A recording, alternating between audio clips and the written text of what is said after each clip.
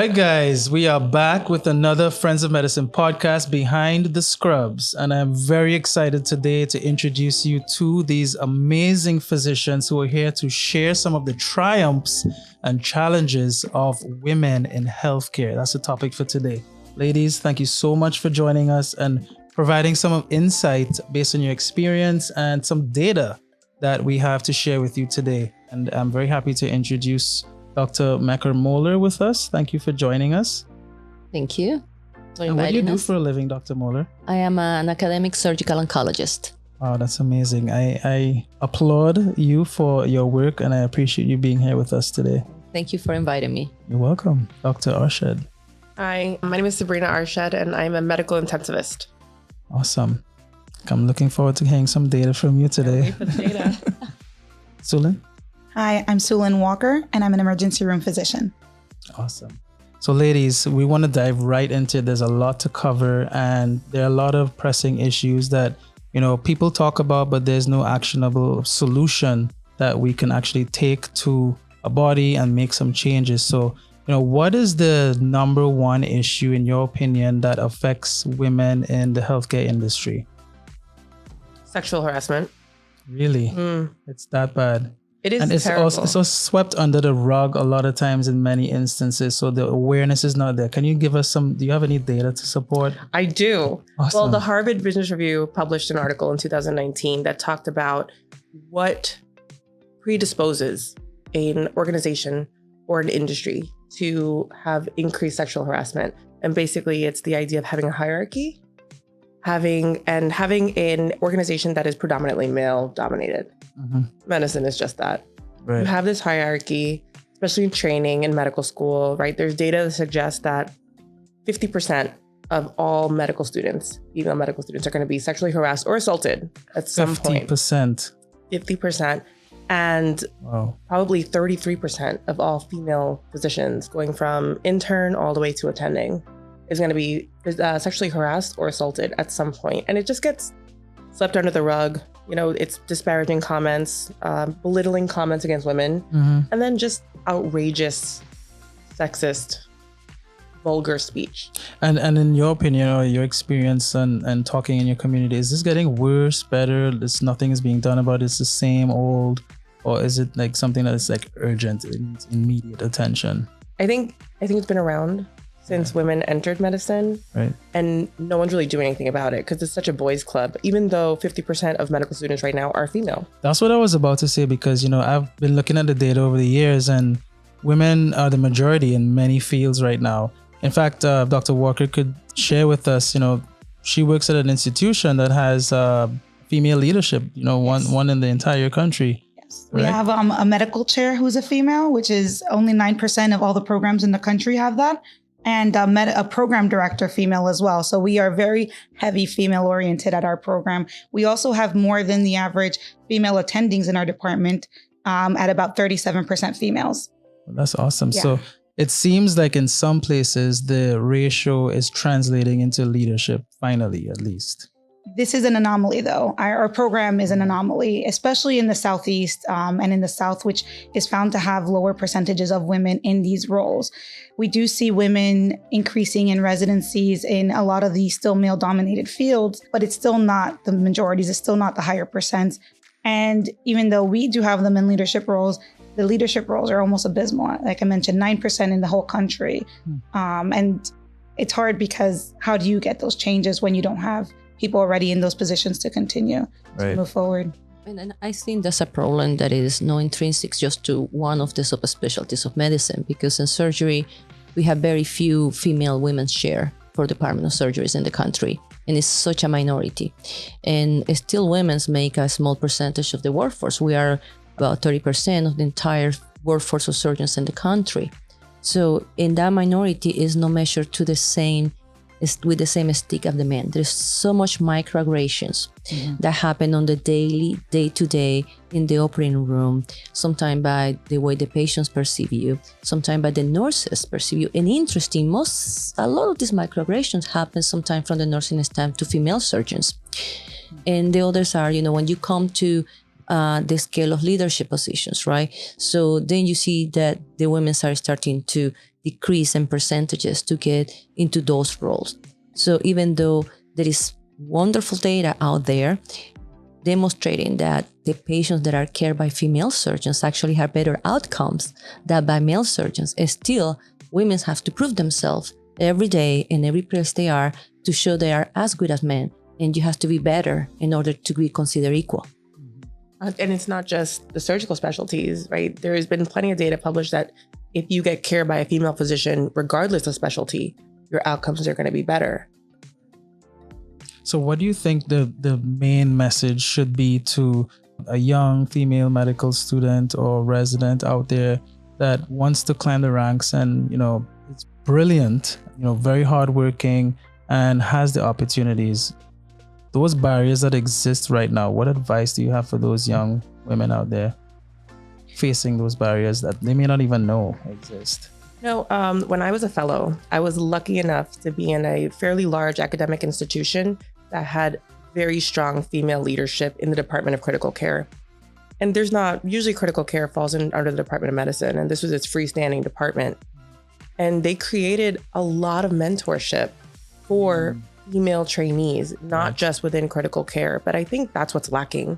I think what we need is a lot of mentorship, helping young women who are entering this field navigate these shark-infested waters, right, and how to build their careers without compromising.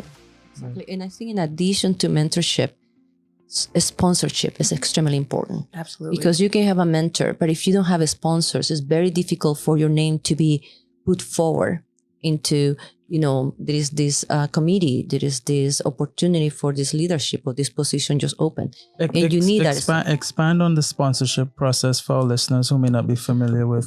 Well, the mentor is somebody that guy you can, somebody that you can come to it and give you guidance, right? Through your career or personal things that you're dealing at that moment.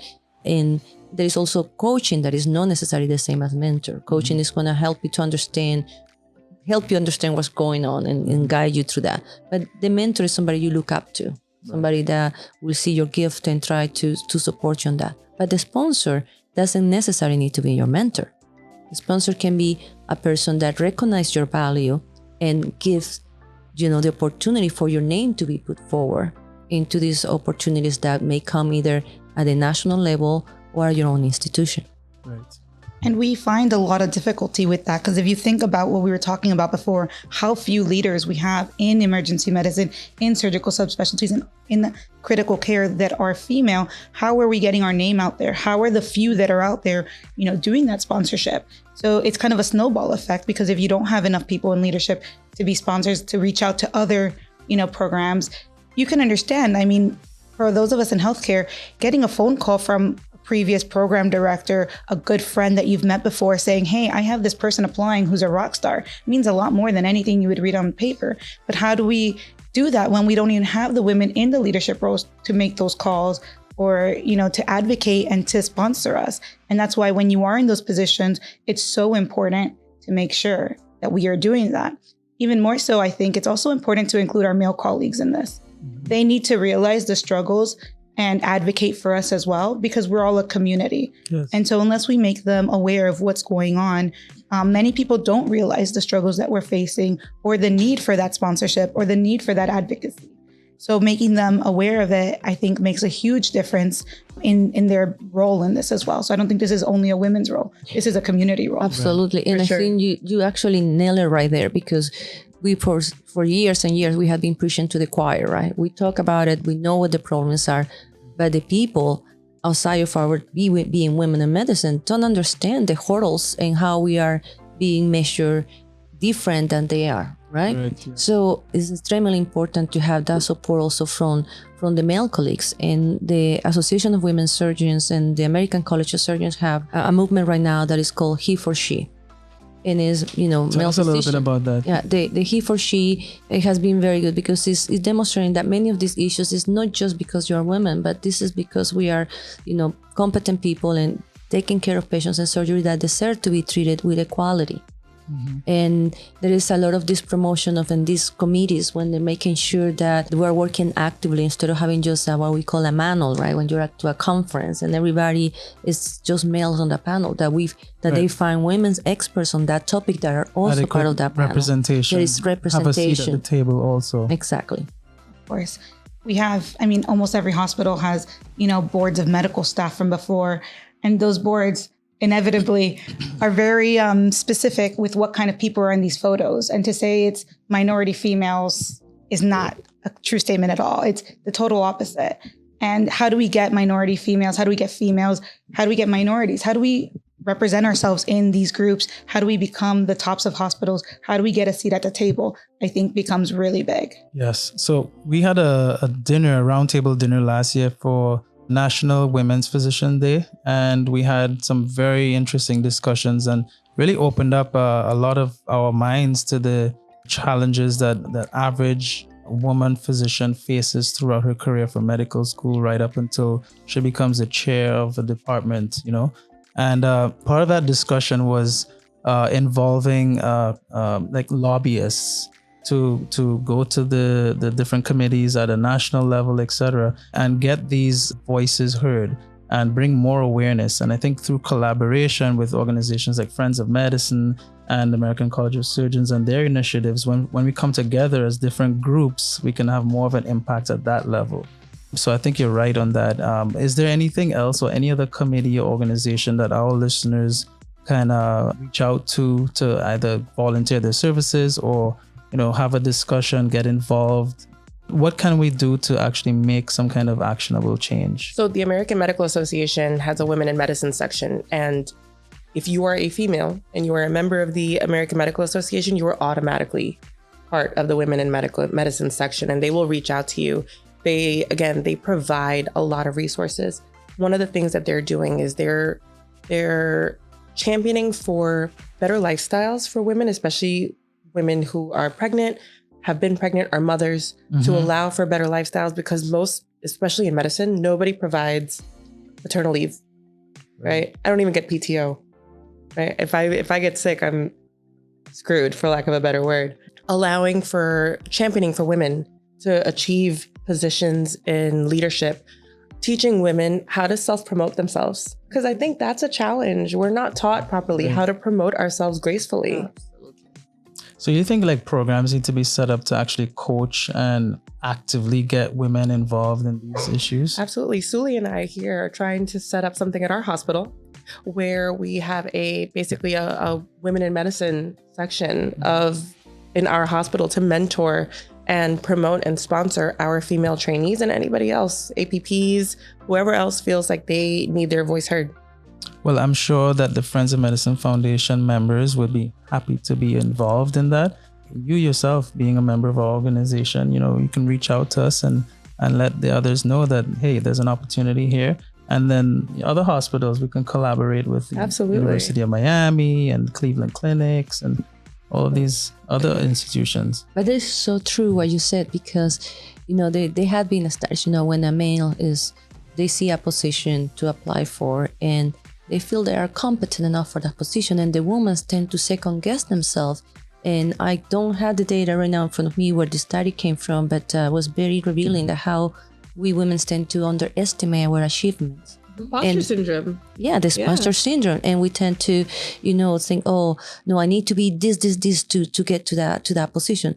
And males tend to think I don't have that, but I still can get it, So it's this self-assurance that we need to instill in women since they are young, I think they are going through high school, and help them to see themselves into the medical field if that's something that they want, and that they can carry through college and then to specialty and to become attending physicians. So I think we need to start with that very early on, not to wait until the students are in medical school. Right. Because many times at that level, they haven't had the, I would say, role models to make them think that they can achieve that. Right. And I think something like you say, it should be a start very early on and bring women like that to high schools, to places when these girls can see themselves as successful as you are. Right. A mindset shift needs to occur at an earlier stage, and a support system needs to be promoted more so that when they get there and life hits, unfortunately pregnancies can happen, divorce, single mom, it's tough. A lot of our female colleagues experience things that we as men will never experience. And, the journey and the challenges are so much more magnified if there's a support system that they know of from early on and a mindset shift from even before they get into medical school. Then probably as they progress through, the confidence will be there to sit at the table and say, listen, I deserve to be here.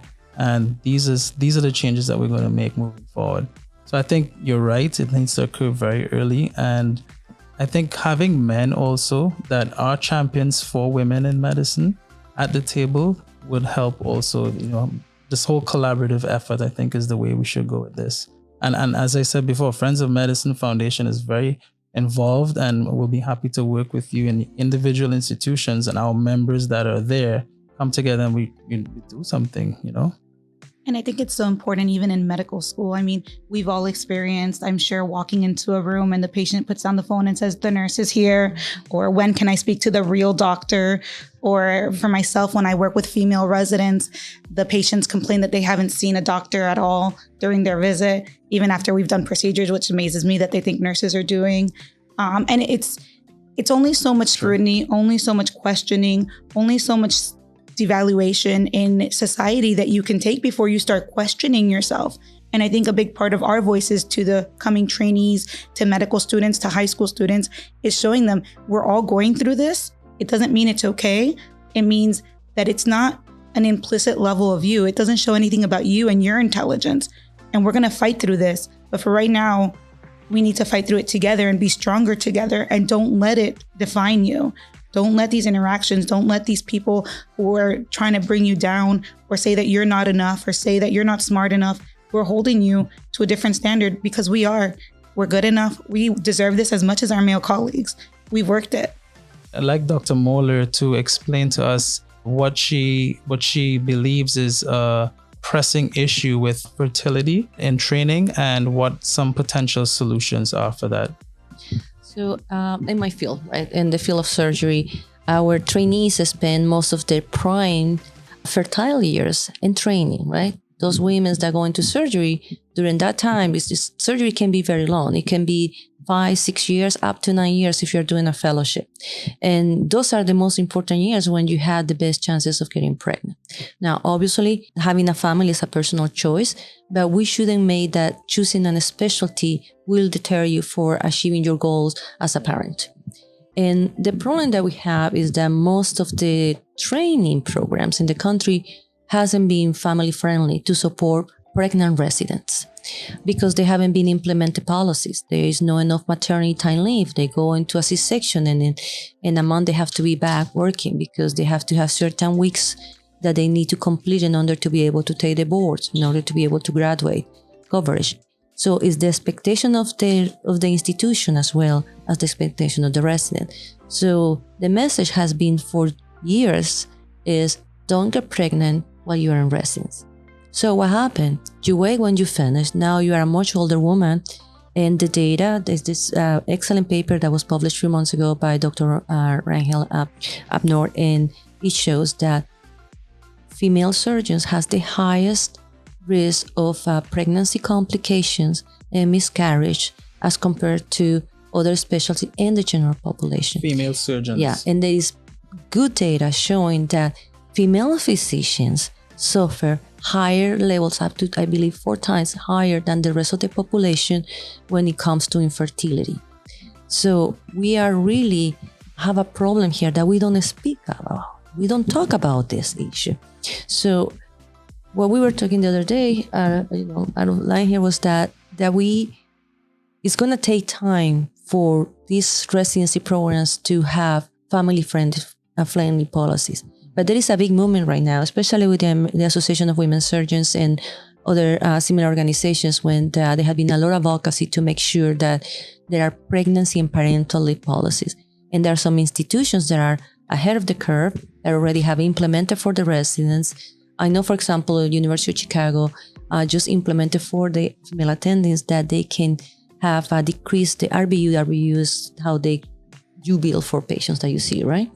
So they can decrease that number that you require during the time that you are breastfeeding. So it can account for the time during that month that you need to breastfeed.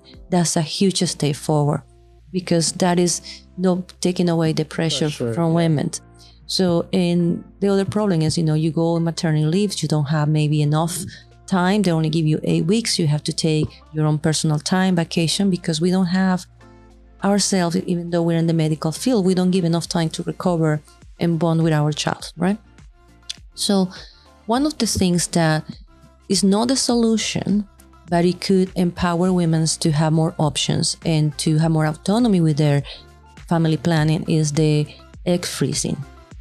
So during those prime time, if they decide it's not the right timing for them yet to have a family, to freeze their eggs. Is that covered by insurance? That's the main problem. No, it's not. There are only, as I recall, only 7 states in the United States that will cover it. Massachusetts was one of them.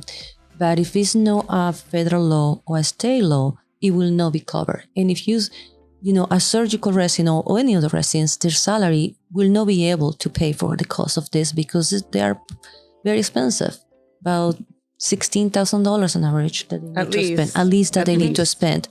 And so we are not letting, and that's a problem, because we are. I tell you, interns and residents don't have $16K just sitting around. Right. No, absolutely not. So we are not making policies to support, residents to have their family do the training, but we are not even covering for them to have an option to at least in the future may be able to have a family. So number one, I think there is important lobbying that we can do to make sure that health insurance will cover fertility treatments in the States. And I was talking to a friend who was saying, well, who will benefit from these things, right? So you need to get support from the industry that will benefit to sponsor these bills. So the companies that prescribe the medications that you will need for your fertility treatment, that could be somebody that you can reach out to support these bills. And the same for fertility treatment, because women in these specialties that are long require more fertility services, IVF and inseminations, etc. And not only for women, but also what about same-sex couples that need the services to have a family. So we need to be inclusive of that and make sure that they have coverage and that everybody can, have the family that they dream of. I mean, this may sound utopian, but what about the women, the pro-women programs that have demonstrated that they're taking steps and action towards helping alleviate some of these issues, subsidizing, form a fund or something to subsidize their female trainees to have these resources available to them. That's one option. They find subsidies for everything else. Why not just include that as part of the budget, to at least subsidize part of the cost? It may be more cost effective just to give them 12 weeks of parental leave than it would be. So I can tell you, just from a very personal standpoint, like Mecca said, as a resident or a fellow, you don't have the money for it. I'm divorced and I froze my eggs recently, but you don't have the same quality eggs at 36 that I did at 26. Right. Right. And so that's the time you want to be able to do that. Right. Yeah. And it may not be the right time for me right now, in the future, hopefully, but right now it's not. But the quality of eggs has significantly diminished because we know that as you get older, your quality of eggs is going to change. And so in your prime reproductive years, you don't have the options for it because it's just not financially feasible. And it is very expensive and not covered by anything, not covered by insurance at all. And I have several co-fellows of mine who have now started families, gone through at least 4 or 5 rounds of IVF, which they couldn't do as residents or fellows. It's now as attendings, all in their mid-30s. Right. But you know what is very interesting is that in other industries, and I know this, there's several companies such as Visa, MasterCard, just to give you 2 examples, that they will cover fertility treatment for the female workforce. But we in the medical field, I think Google does. Don't do it. Google as well is one of the other, Apple, Facebook, they actually do cover those. So, you have women in position of power. They probably left motherhood for later. They had that option as well to be paid for those services. And is, to me, mind-blowing that we in the medical world, that we know the data, that we know the information, we don't support ourselves, our own physicians, to have these same opportunities. And how can we expect women to, prosper in leadership in all these roles when we're not supporting them in so much of family planning and, putting off family if you want to? It's very difficult when you don't have that basis to move up in those ranks. I'm very blessed. So this is a little bit separate. I went to a residency, which was very family friendly. My program director was a godsend. I had my first child when I was a second year resident. And not only my program director, but all of my attendings. I did not fathom the idea that I would be able to breastfeed after coming back to work. I took a 12-week leave. I did make up the 3 months after. At that point, ACGME did not have the 6 weeks that you don't have to make up yet. That just came into play about 2 years ago, I believe. So ACGME did make a change, which is a little bit for the better. It does give a 6-week guaranteed that you don't have to make back. But I didn't have that. But I made my time back, but I had the option to take it, which not every specialty does. How our board works, it allowed me to.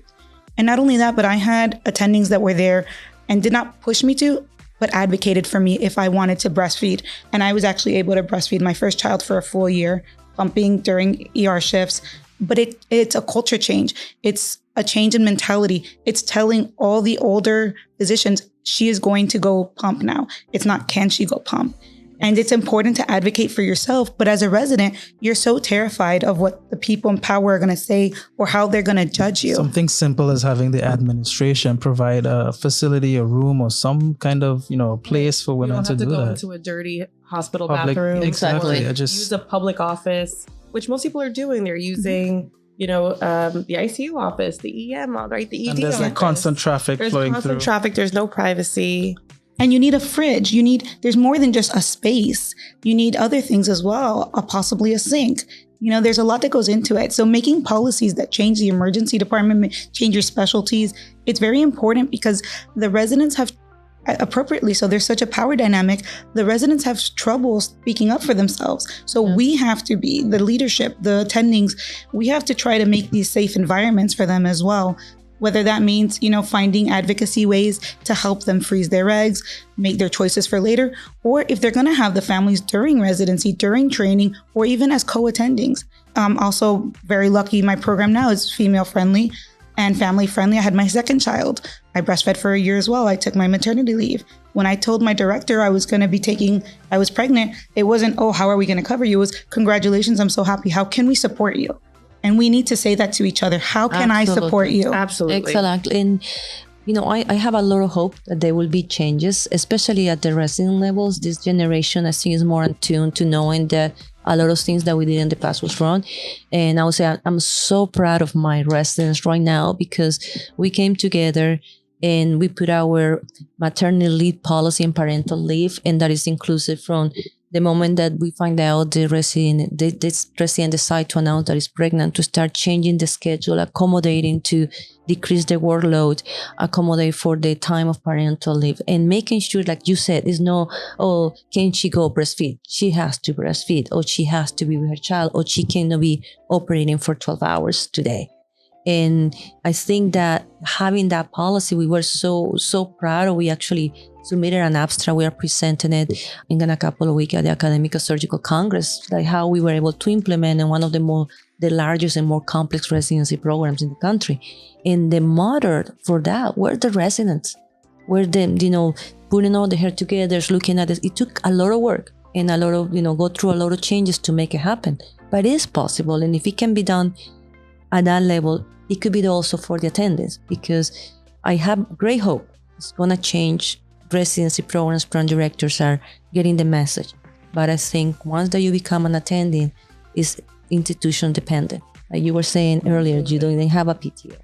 So, and then how do you accommodate these other things? Because you're still the same woman, you still are doing, very hard work, and you still want to be a mother. Right. And it's not mandatory in the United States to provide parental leave. It's one of the very few countries that are first world countries that don't provide mandatory parental leave. For example, the company that I work for provides 0 parental leave. It'd all be FMLA, which means I'm not making an income, right? And for us, if we're not working, we're not earning. And so without the RVUs being generated, there's no money coming in. And so you have to really think about that as well. Am I going to work extra while I'm pregnant in order to save all this money so that I can take a full 12 weeks? That's stressful to think about. How am I going to not work for 12 weeks and still provide for my child and my family, depending on whether or not you have a partner, that partner makes the same income as you? Maybe you're single, maybe you're doing this journey with somebody who's not currently working. Whatever your story is, it's a stressful time, and that's not supposed to be the time in your life where you're supposed to be that stressed. And you know what is interesting? That if you're an FMLA and you're not working, you are not covered by insurance. So you have to either you need to put your vacation time, which is what I did when I had my child. I had a C-section and I needed to take a little extra to recover. So I have to put my vacation time to make it to the 12th week to be with her. Otherwise, I couldn't afford being no generating income and not having insurance with a newborn. Well, I applaud you for starting the program at your hospital. And I encourage all of our listeners, if you have an interest in starting a support group for the women in healthcare at your institution, you can reach out to Dr. Arshad and Dr. Walker, Dr. Moeller. Friends of Medicine is an advocate for women in medicine, and any opportunities that any of our listeners may have for our female physicians and our nurses, also anyone in the healthcare field that takes care of patients and lives that face these inevitable challenges based on the system that we have, please reach out to us and we will share those resources with our community. I would like to wrap up right now by thanking each and every one of you doctors for joining us. And you can always come and meet any of them at our Friends of Medicine events.